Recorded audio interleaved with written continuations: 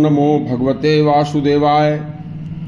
देखिए, आज का प्रसंग महाभारत के उस घटना से संबंधित है कि जब पांडव 12 वर्ष के लिए वनवास में चले गए थे, तो 12 वर्षों तक पांचों पांडवों को और द्रौपदी को भोजन की व्यवस्था कैसे होती थी, वह भोजन कहाँ से मिलता था। सुनिए। धर्मपरायण पांडवों से समस्त हस्तिनापुर की प्रजा अत्यंत प्रसन्न थी तथा युधिष्ठिर ब्राह्मणों तथा संतों सन्यासियों का बड़ा आदर सत्कार किया करते थे।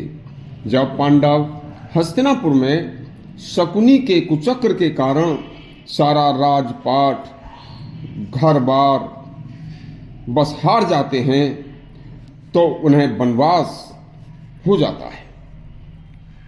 बस यह बात पूरे राज्य में आग की तरह फैल जाती है। तो कुछ धर्मज्ञ तथा कुछ ब्राह्मण, कुछ संत ऐसे थे जो युधिष्ठिर से अति प्रेम करते थे।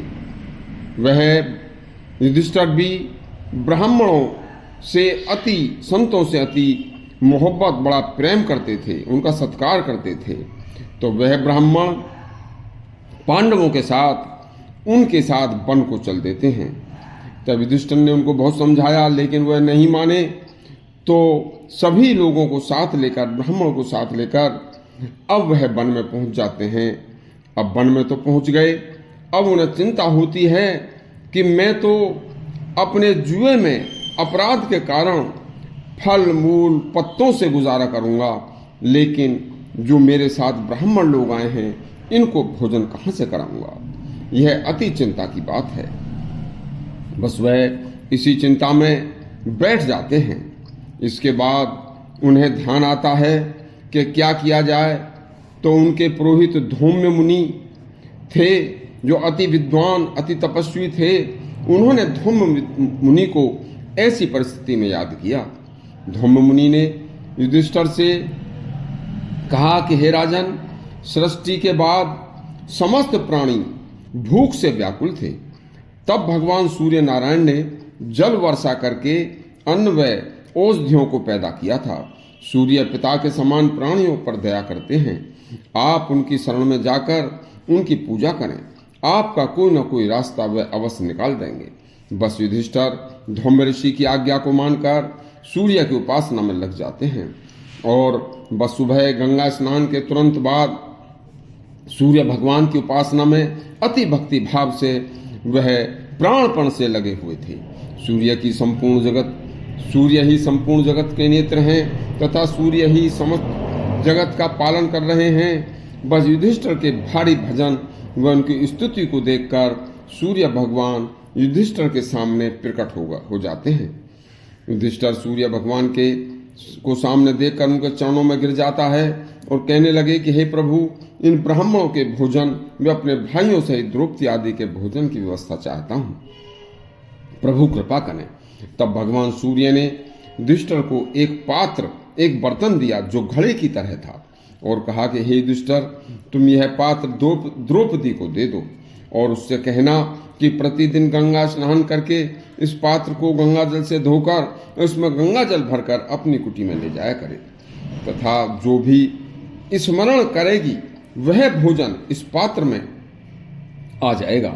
बस भोजन में जो भी भोजन इसमें आएगा, मनचाहा भोजन, चाहे जितने भी लोग क्यों न आ जाएं, पांचों पांडव द्रौपदी सहित अनेक जितने भी आगंतुक भी होंगे, यह पात्र सबको भोजन कराएगा।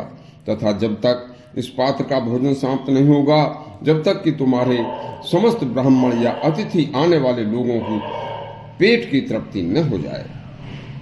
बस हुआ क्या कि आज से 13 वर्ष के बाद जब भी आपका यह वनवास समाप्त होगा, तो आप दोबारा से राजा बन जाएंगे। तब इस पात्र को आप मेरी उपासना करके गंगा जी में प्रवाहित कर देना। यह पात्र आप व आपके भाइयों को वनवास में भी शारीरिक बल कम नहीं होने देगा। आप इस पात्र से पौष्टिक व स्वादिष्ट भोजन लेते रहेंगे। इस तरह से पांडवों ने उस पात्र के सहारे भोजन पाया।